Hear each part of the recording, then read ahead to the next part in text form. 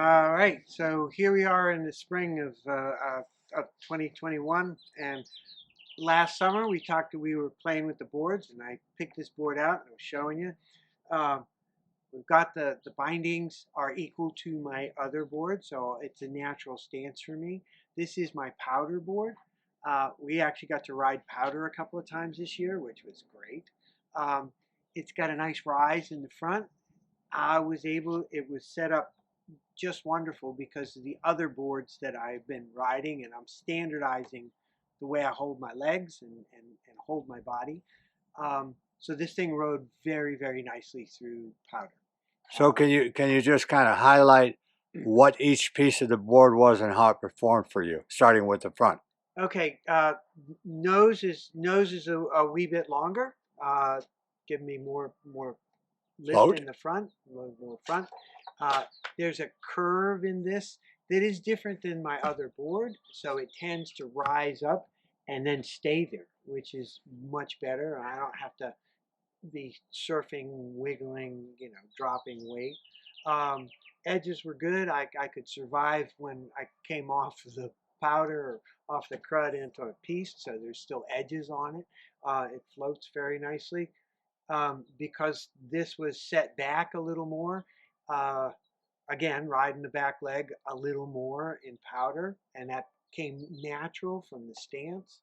Um, What kind of profile does the bottom of your board have in the way of camber, decamber, or whatever? okay, so we got a flat in the middle. We have camber under feet, and we have a slight Rocker? rocker up in front and back, I think. Okay.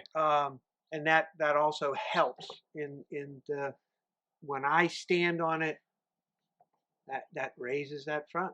So you're able to decamber the board, press down that metal, and the nose, because of the rocker and stuff, slightly elevated, allow you to kind of stay above the powder and cruise through.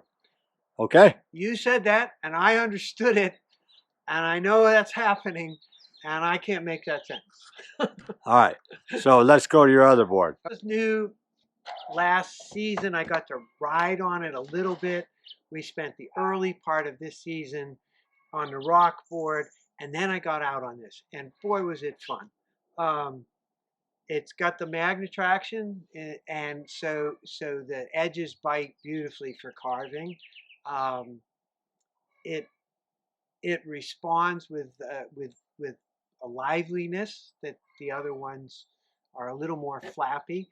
The other reason I got this is because it was stiffer than what I had been riding, and what that stiffness did was it got rid of a lot of the chatter because we were on hard pack for a long time.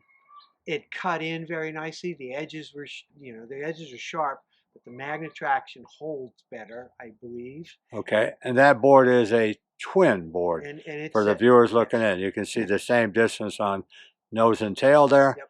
So tell us a little bit about the camber profile on this board. Well, the camber profile seems to be. We can see it. We can see it when it's down. I can see these pieces. So what is your midsection? This would be a rocker. Reverse camber. Reverse camber. Sorry. So that means it's pivoted down. Down, and then. What does that allow you to do? That allows me to, as I press, it lets me pivot. Yeah. And I think the great part about that and understanding is that most rental boards today are going to be reverse camber through the midsection of the boards. They won't be as stiff as Ted's board, but they will have reverse camber because the old camber style boards made people work a little bit too hard for the folks that are growing up today. They want it a little bit easier. Yeah. So this turns on a dime. All right, turns on a dime, runs a line, definitely stiffer, but it's one you enjoy on almost all terrain. And how about in the powder? Did it work in the powder? It works in the powder, but I'm not a great powder rider because I didn't get introduced to it until much later. So all right. I mean, I'm really still learning my way through that. All right, so we'll say the other thing, just to point out, the high backs are canted inward because I want the response of the edge. And you did not have high back adjustments on your powder board. No. So once you brought your high backs in, a lot of people never touch them. What do you think that helped you to do? It helps me get to the edges faster. Okay, cool. That's correct. So we'll cut there, and then I'll put my board up. Okay. Hey, back in the summer, we had 2 or 3 boards out here. I had 2 boards out myself. Ted had the 2 boards that he showed you. I probably have 4 or 5 boards now, but the thing is, I didn't buy them with the intention to have a quiver like the industry wants. I didn't have that idea. But what I did find out with different boards was the different boards. First off, you understand that Ted had a directional setup on a powder board.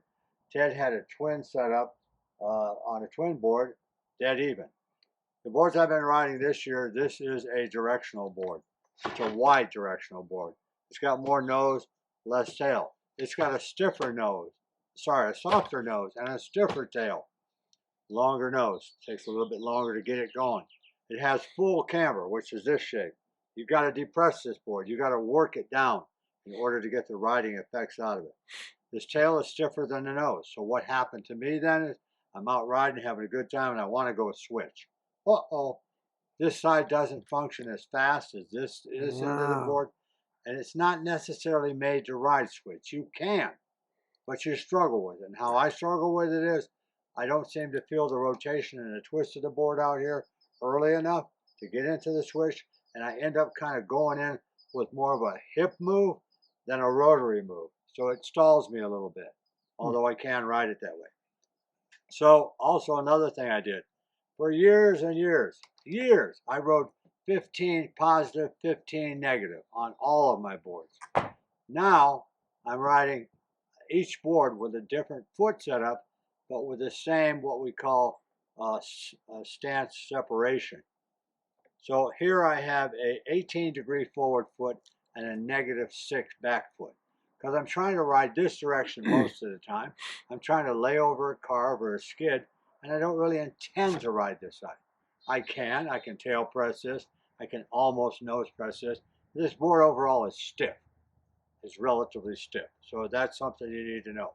Because it's wider, it takes me longer to tip across the edges and move across. So to help that, I had to move my high backs in much more than I normally would if I was teaching every day. Normally teaching, I might have only about 3 movements in, just a little bit off of straight up and down, just a little in. Now I'm way in like this because I need that more positive edge quicker. So that's that. I talked about my directional board, 2 directional boards. I also have a twin board. On my twin board, I was set up at 15 degree forward and 15 degrees negative. But I decided that overall, all of these changes need to make more sense to me. So as I told you on my directional board, I had an 18-degree forward foot and a -6 back foot. On my carving board, I have a 21-degree forward foot and a -3 back foot. Because I'm still 24, what we call a 24 split. 21 and 3 is 24. 18 and 6 is 24. On my twin board, I went to a 12-12. I'm still in the range of 24 between them. The great part about the twin board is I've got just as much nose out there as I have tail. So if I want to ride regular this way, I can. If I want to ride switch, I can this way. And I'm in the zone that my hips know, that rotary feeling of the 24 split. I could have went to all these weird setups. I could have went to a Japanese setup and went 35, 25 back here so I could angle my knees in here more and get in this line and then drop back and try to carve from there. But because I'm teaching students and sometimes I've got to ride that way 1 day a week, I want to have a board that plays pretty even throughout the game. So basically that's what our board. So we learned personally that every board has its own characteristic. Every board has its delivery that you need to put into it to get the most out of it. And a lot of people don't look at that when they buy it. They don't look at it when they own it. But I can tell you that Ted and I have changed our binding setups, whether that be in the angles or whether it be in the cross lines or further back on the heels or further out on the toes. God knows how many times during a season. Because we're never satisfied until we learn to feel the characteristics of the board we're riding. For those guys out there who bought a board in the store and they set them up on 0-0 and they've been riding it that way for 5 years, you will not really progress until you start experimenting with your stance and what works and what blocks you and what stops you. This whole thing is about a learning situation that should go on for your entire riding history. All right? So we hope you guys like that. Subscribe. Hope you got something out of this. We're not trying to sell you anything. We're just trying to help. So subscribe button, notification button, make comments, ask questions. The more questions you ask us, the more we can come out with information for you. Because we can't read your minds. We're only looking at that camera. So that's us out.